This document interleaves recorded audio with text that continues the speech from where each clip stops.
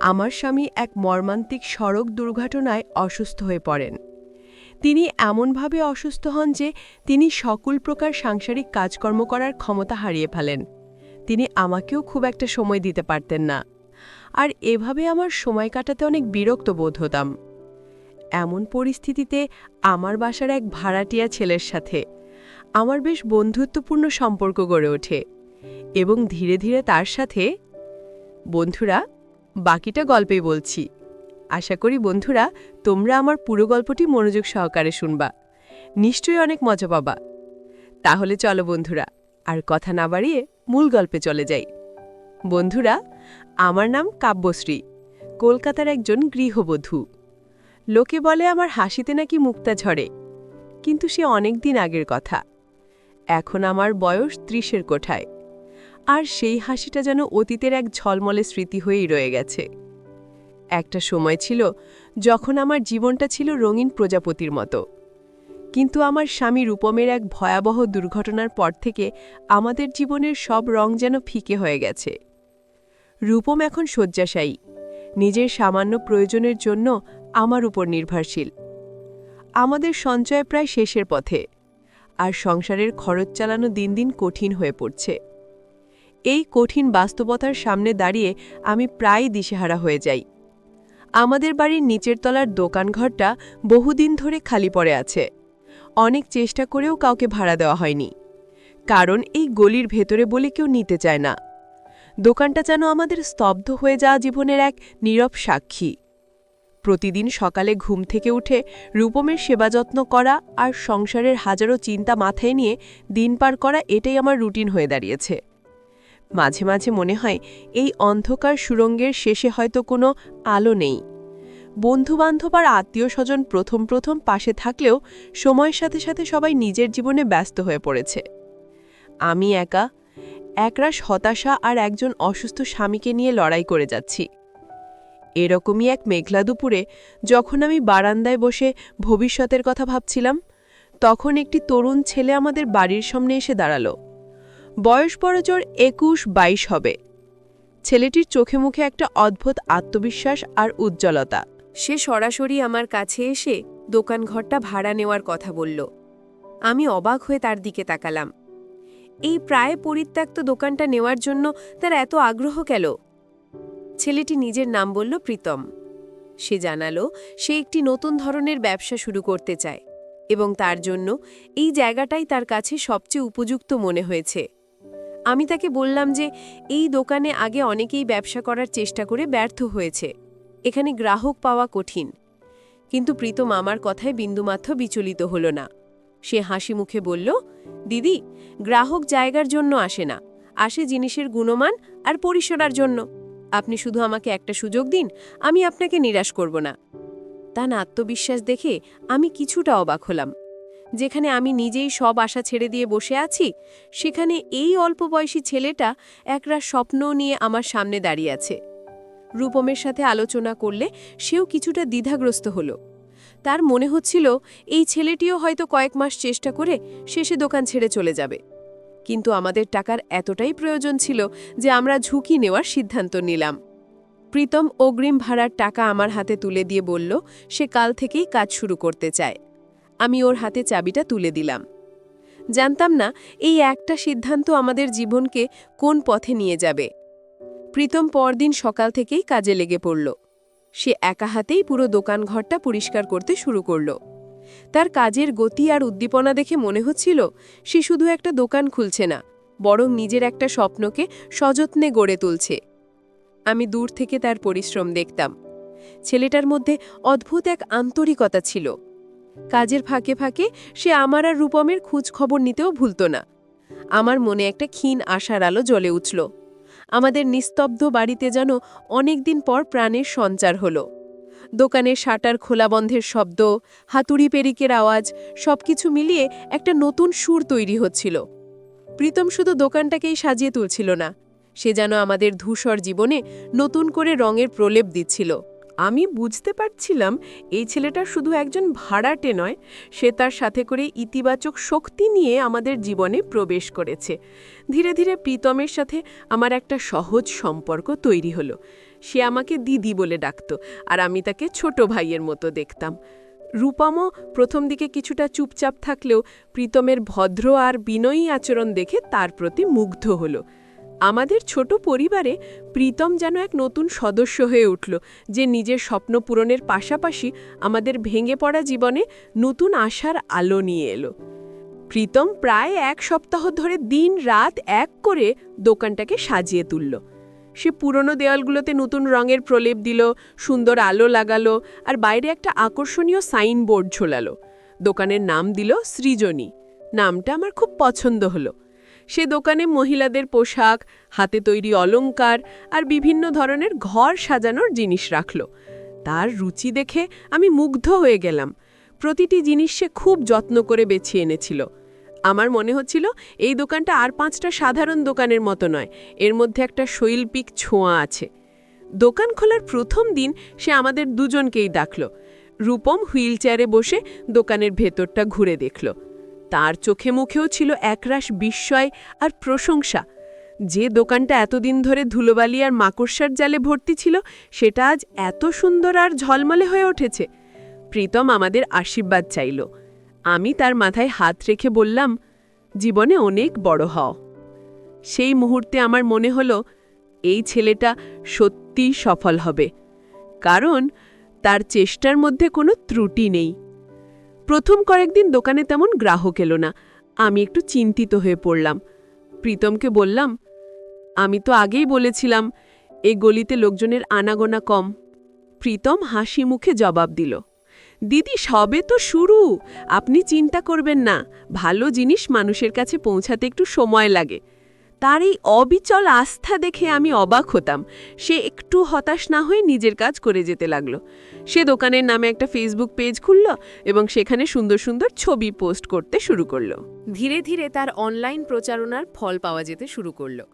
কিছু মহিলা পেজ দেখে দোকানে আসতে শুরু করলেন। যারা একবার আসতেন তারা প্রীতমের ব্যবহার এবং তার জিনিসের গুণমান দেখে মুগ্ধ হয়ে যেতেন। তারা মুখে মুখেই দোকানের প্রশংসা ছড়াতে লাগলেন। 1 সপ্তাহের মধ্যেই দোকানের বিক্রি বাড়তে শুরু করল। সারাদিন দোকানে হালকা ভিড় লেগেই থাকত। এতদিন পর আমাদের বাড়ির সামনে লোকজনের আনাগোনা দেখে আমার খুব ভালো লাগছিল। প্রীতম শুধু একজন ভালো ব্যবসায়ীই ছিল না, সে একজন অত্যন্ত ভালো মানুষও ছিল। সে দোকানের লাভের একটা অংশ প্রতি মাসেই আমাদের হাতে তুলে দিত ভাড়ার অতিরিক্ত হিসেবে। সে বলতো, দিদি, এই দোকানটা আপনাদের জন্যই আজ সফল হতে পেরেছে, তাই এর লাভের অংশ আপনাদেরও প্রাপ্য। আমি নিতে না চাইলেও সে জোর করে দিত। তার এই মহৎ ব্যবহারে আমরা অভিভূত হয়ে গেলাম। রূপমের চিকিৎসার জন্য এখন আর আমাকে টাকার চিন্তা করতে হতো না।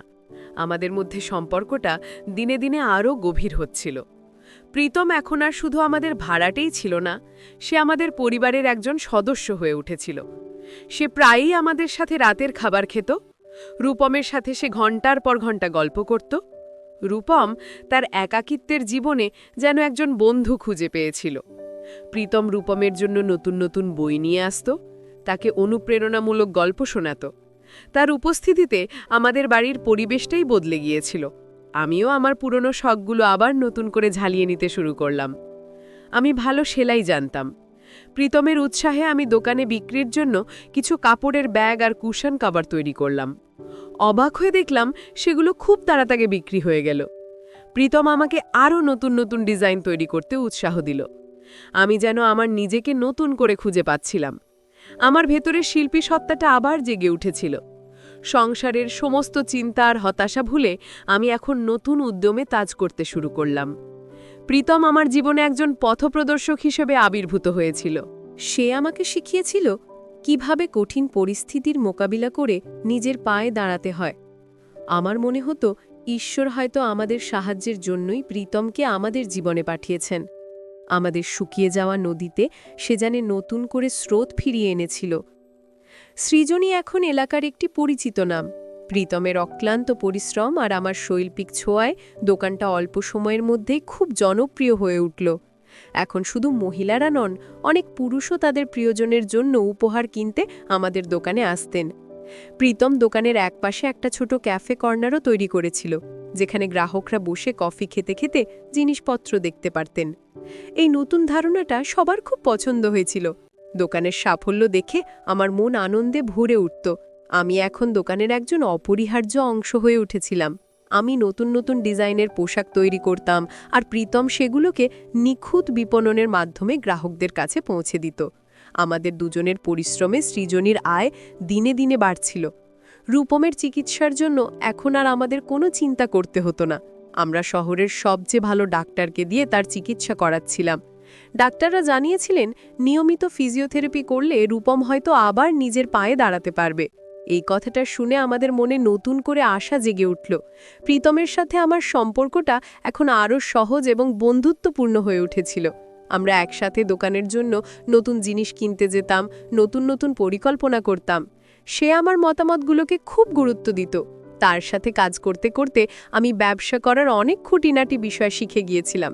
সে আমাকে শিখিয়েছিল কিভাবে অনলাইন প্ল্যাটফর্মে ব্যবসা বাড়াতে হয়, কিভাবে গ্রাহকদের সাথে সুসম্পর্ক বজায় রাখতে হয়। আমি তার কাছ থেকে প্রতিনিয়ত নতুন কিছু শিখতাম। রূপম এখন আগের চেয়ে অনেক বেশি হাসি খুশি থাকত। প্রীতম তার জন্য একজন ফিজিওথেরাপিস্টের ব্যবস্থা করে দিয়েছিল। প্রতিদিন বিকেলে ফিজিওথেরাপিস্ট এসে রূপমকে ব্যায়াম করাতেন। প্রীতম নিজেও রূপমের খুব যত্ন নিত। সে রূপমকে হুইলচেয়ারে করে বাইরে ঘুরিয়ে আনত, তার সাথে বসে দাবা খেলত। তাদের দুজনের মধ্যে একটা গভীর বন্ধুত্ব তৈরি হয়ে গিয়েছিল। আমি তাদের হাসি মুখ দেখে আমার সব দুঃখ ভুলে যেতাম। একদিন সন্ধ্যায় যখন আমরা তিনজন একসাথে বসে চা খাচ্ছিলাম, তখন প্রীতম একটা নতুন প্রস্তাব দিল। সে বলল, দিদি, আমাদের ব্যবসাকে আরও বড় করার সময় এসেছে। আমি চাই আপনি এই ব্যবসার একজন সমান অংশীদার হয়ে যান। আমি তার কথা শুনে অবাক হয়ে গেলাম। আমি বললাম, এটা তোমার একার পরিশ্রমে গড়ে তোলা ব্যবসা, আমি কিভাবে এর অংশীদার হতে পারি? প্রীতম উত্তরে বলল, দিদি, আপনার সাহায্য ছাড়া এই সাফল্য সম্ভব ছিল না। আমরা একসাথে এই স্বপ্নটা দেখেছি, তাই এর অংশীদারও আমরা দুজনই। রূপমও প্রীতমের প্রস্তাবে সায় দিল। সে বলল, কাব্য, প্রীতম ঠিকই বলছে, তোমার প্রতিভা আছে আর ওর আছে পরিশ্রম করার ক্ষমতা।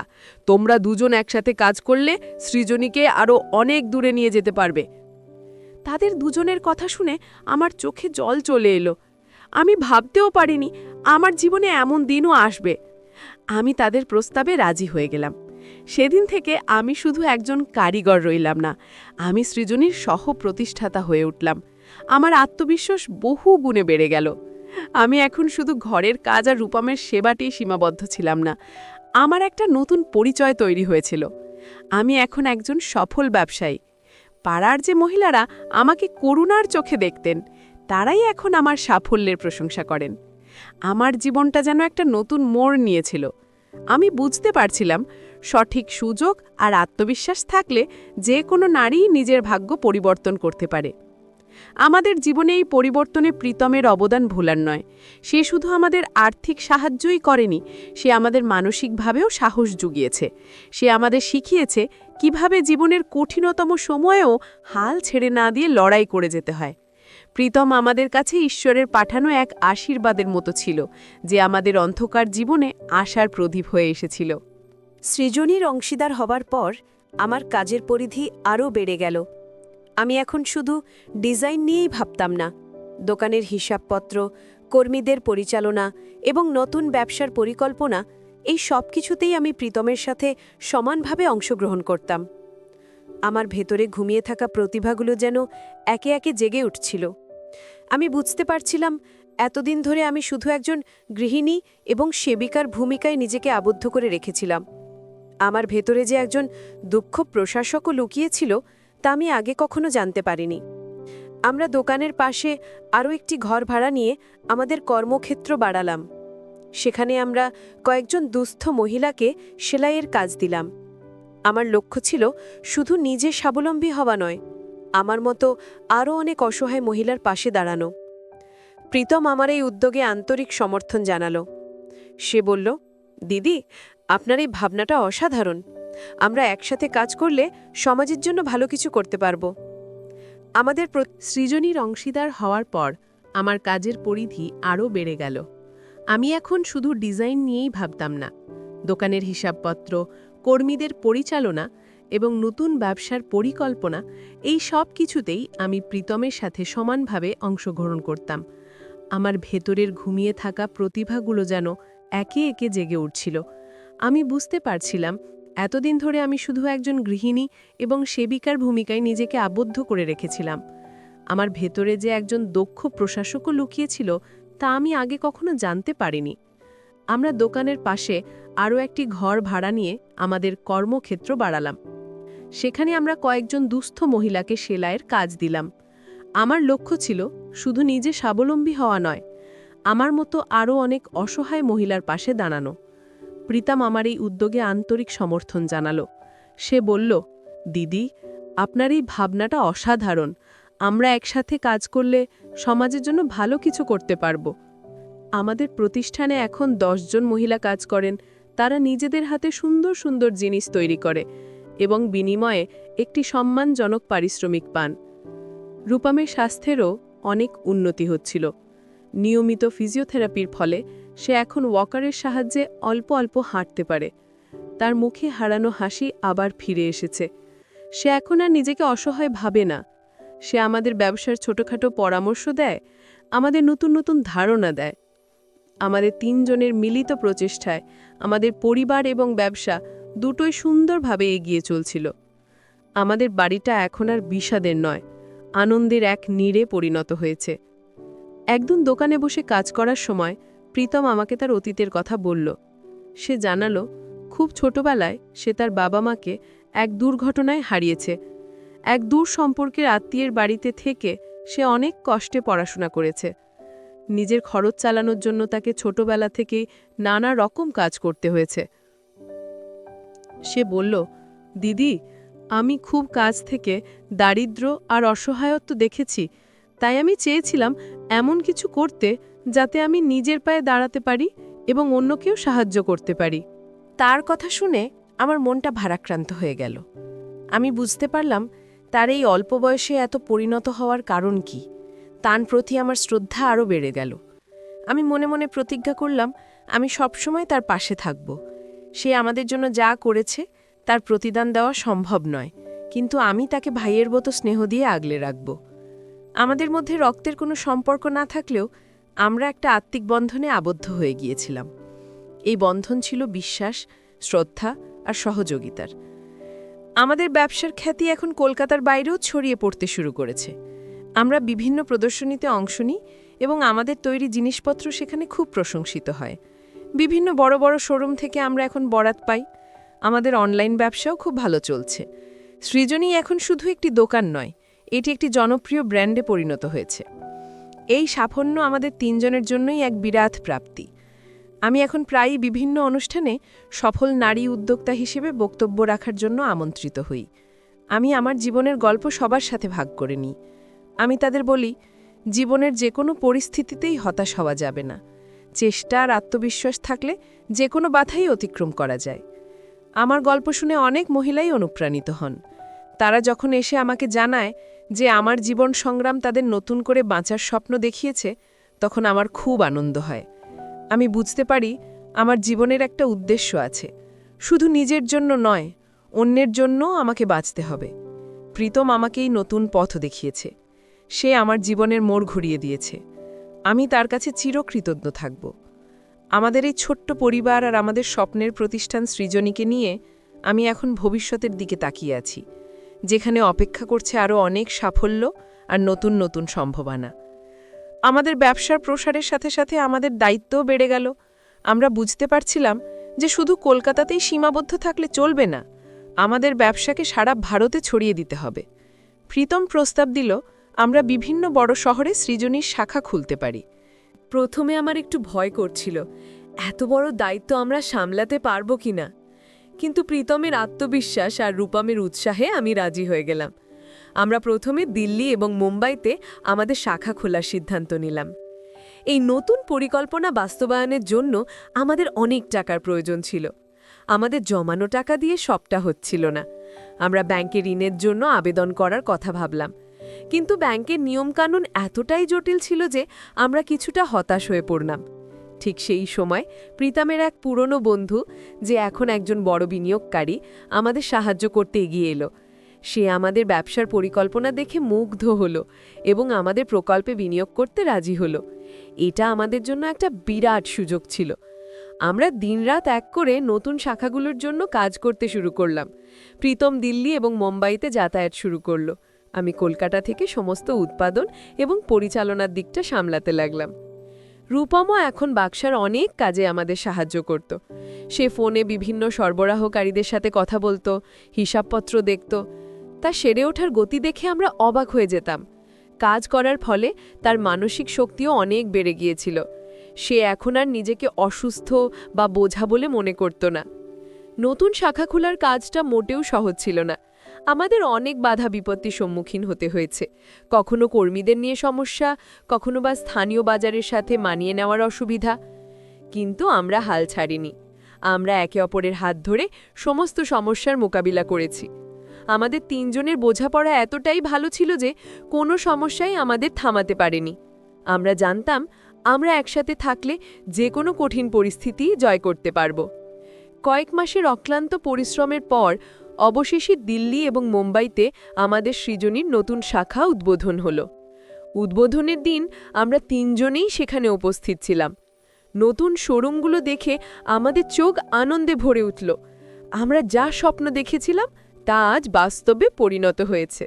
রূপম নিজের পায়ে হেঁটে ফিতে কেটে শোরুমের উদ্বোধন করল।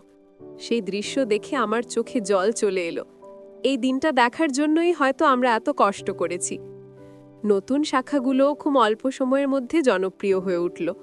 আমাদের ব্র্যান্ডের খ্যাতি সারা দেশে ছড়িয়ে পড়ল। বিভিন্ন ফ্যাশন ম্যাগাজিন এবং সংবাদপত্রে আমাদের সাফল্যের গল্প ছাপা হতে লাগল। আমরা এখন শুধু ব্যবসায়ী নই, আমরা অনেকের কাছে অনুপ্রেরণার উৎস হয়ে উঠেছি। বিশেষ করে আমার গল্প অনেক নারীকে নতুন করে স্বপ্ন দেখতে শিখিয়েছে। তারা বুঝতে পেরেছে যে সংসারের দায়িত্ব সামলেও নিজের একটা আলাদা পরিচয় তৈরি করা সম্ভব। আমাদের আর্থিক অবস্থা এখন অনেক উন্নতি হয়েছে। আমরা আমাদের পুরনো বাড়িটা ছেড়ে একটা বড় সুন্দর ফ্ল্যাটে উঠেছি। রূপমের চিকিৎসার জন্য এখন আর কোনো কিছুর অভাব নেই। কিন্তু আমরা আমাদের অতীতকে ভুলিনি। আমরা জানি আমরা কোথা থেকে শুরু করেছিলাম। তাই আমরা আয়ের একটা নির্দিষ্ট অংশ সবসময় সামাজিক কাজে ব্যয় করি। আমরা একটি স্বেচ্ছাসেবী সংস্থা তৈরি করেছি যা দুস্থ মহিলা এবং অনাথ শিশুদের জন্য কাজ করে। আমাদের জীবন এখন অনেকটাই স্থিতিশীল, কিন্তু আমরা থেমে থাকতে চাই না। আমাদের স্বপ্ন আরও বড়।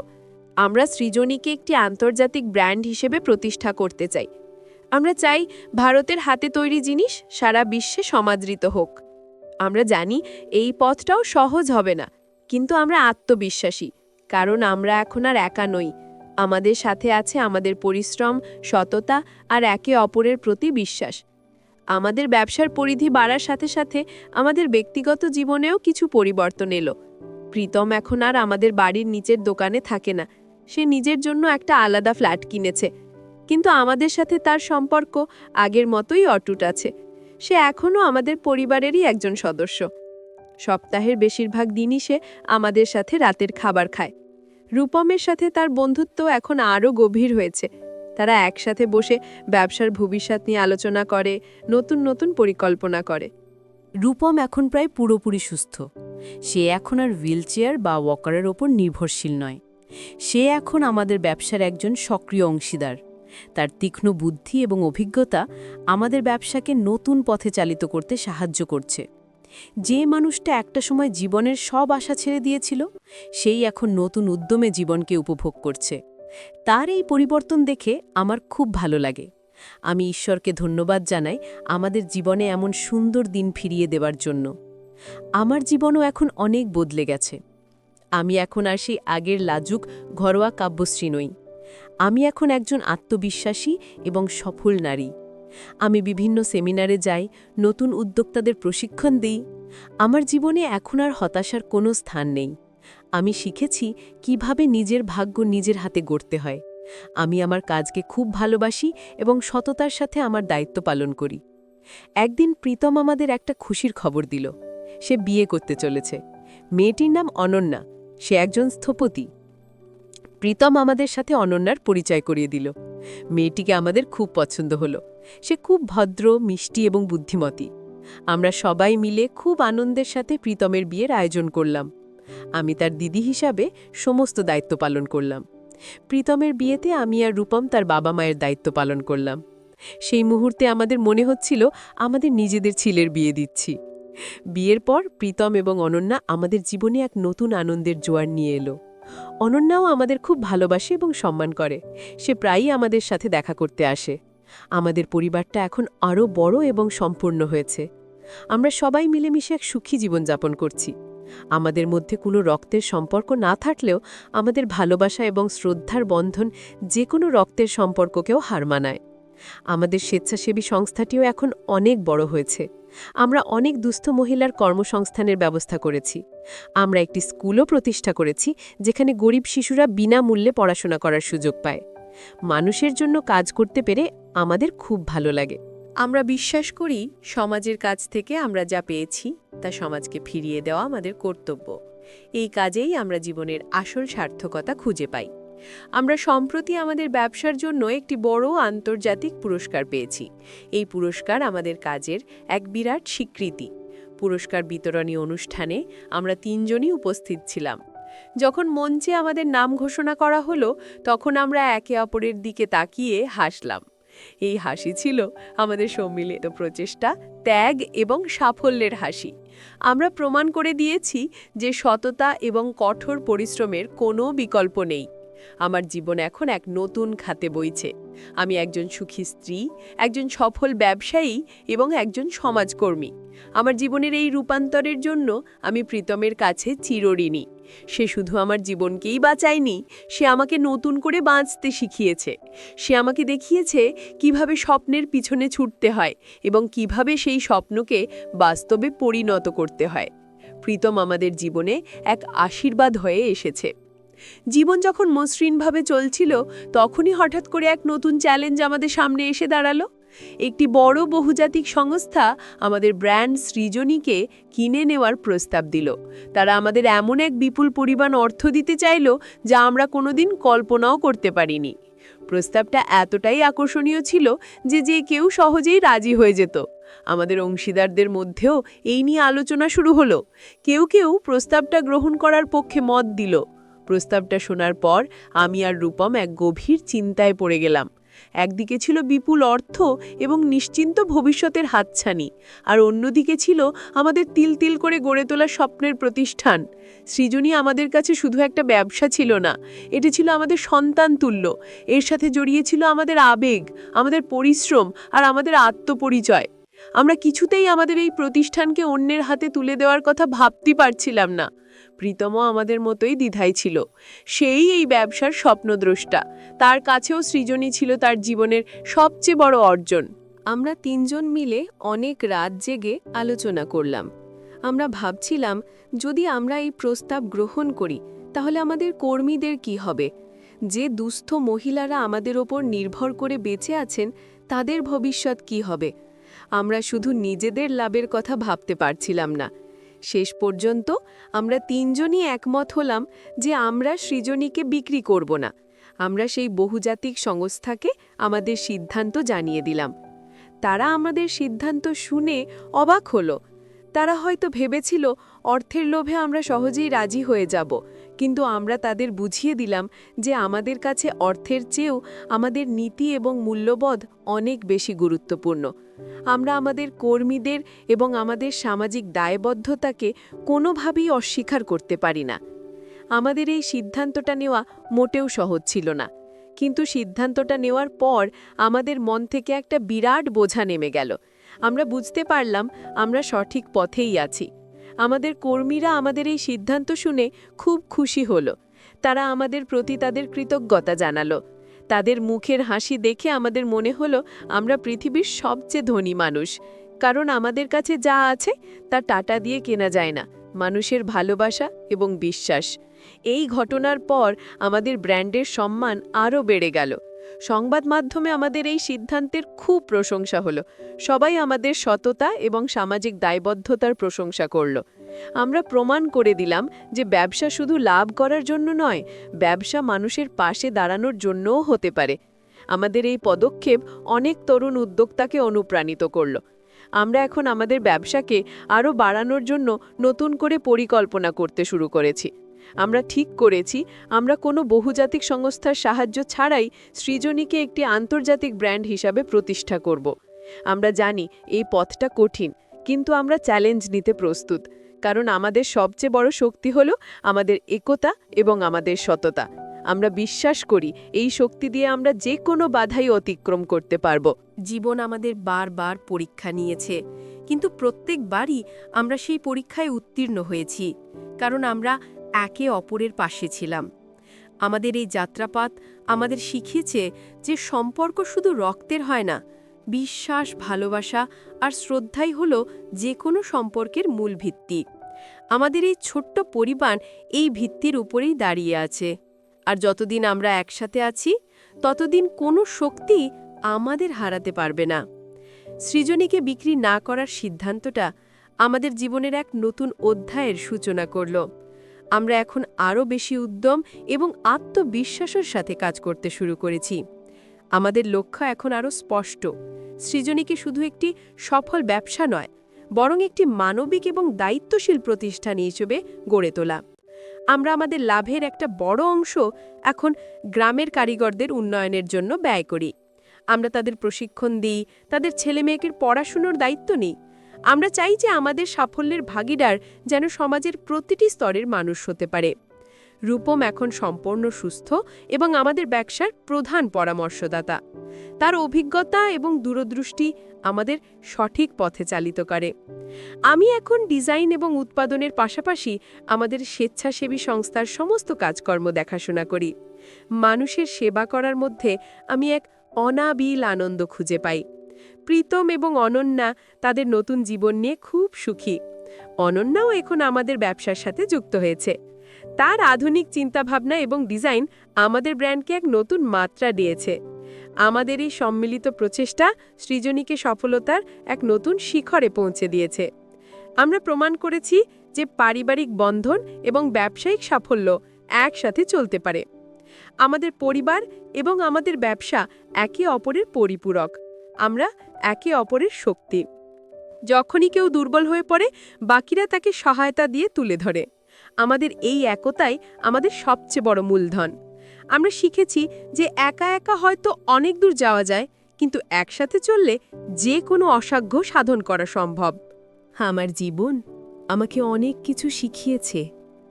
আমি শিখেছি অন্ধকার যতই গভীর হোক না কেন, সকাল হবেই।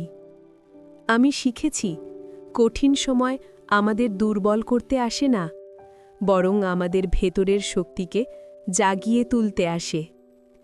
আমি শিখেছি অন্যের জন্য নিঃস্বার্থভাবে কাজ করার মধ্যেই জীবনের আসল আনন্দ লুকিয়ে আছে। আমার জীবনের গল্প হয়তো আর 5টা সাধারণ মেয়ের মতোই, কিন্তু আমার লড়াইটা ছিল অসাধারণ। আর এই লড়াইয়ে আমি একা ছিলাম না। আমার পাশে ছিল আমার স্বামী, আমার ভাইয়ের মতো একজন বন্ধু, আর ছিল আমার আত্মবিশ্বাস। আজ যখন আমি আমার অতীতের দিকে ফিরে তাকাই, তখন আমার কোনো আফসোস হয় না। আমার জীবনের প্রতিটি অভিজ্ঞতা, প্রতিটি কষ্ট আমাকে আরও শক্তিশালী এবং পরিণত করেছে। আমি আজ যা কিছু অর্জন করেছি তার জন্য আমি গর্বিত। আমি আমার গল্প দিয়ে হাজার হাজার নারীকে অনুপ্রাণিত করতে পেরেছি। এটাই আমার জীবনের সবচেয়ে বড় প্রাপ্তি। বন্ধুরা, গল্পের শেষে আমি তোমাদেরকে বলতে চাই, জীবন কখনোই এক সরল রেখায় চলে না। জীবনে উত্থান পতন, সুখ দুঃখ আসবেই, কিন্তু কোনো পরিস্থিতিতেই আমাদের হতাশ হয়ে হাল ছেড়ে দিলে চলবে না। নিজের উপর বিশ্বাস রাখতে হবে এবং সাহসের সাথে পরিস্থিতির মোকাবিলা করতে হবে। মনে রাখবেন, প্রত্যেক মানুষের মধ্যেই লুকিয়ে আছে এক প্রখর শক্তি। প্রয়োজন শুধু সেই শক্তিকে চিনে নেওয়ার। আর জীবনে এমন কিছু মানুষের সাথে সম্পর্ক তৈরি করুন যারা আপনার স্বপ্নকে সম্মান করবে এবং আপনার কঠিন সময়ে আপনার পাশে দাঁড়াবে। সম্পর্ক শুধু রক্তের হয় না, মানবিকতা এবং ভালোবাসার সম্পর্ক তার চেয়েও অনেক বড়। সততা, কঠোর পরিশ্রম এবং একে অপরের প্রতি বিশ্বাস, এই তিনটে জিনিসকে পাথেয় করে চললে জীবনের যে কোনো লড়াইয়েই জয়ী হওয়া সম্ভব।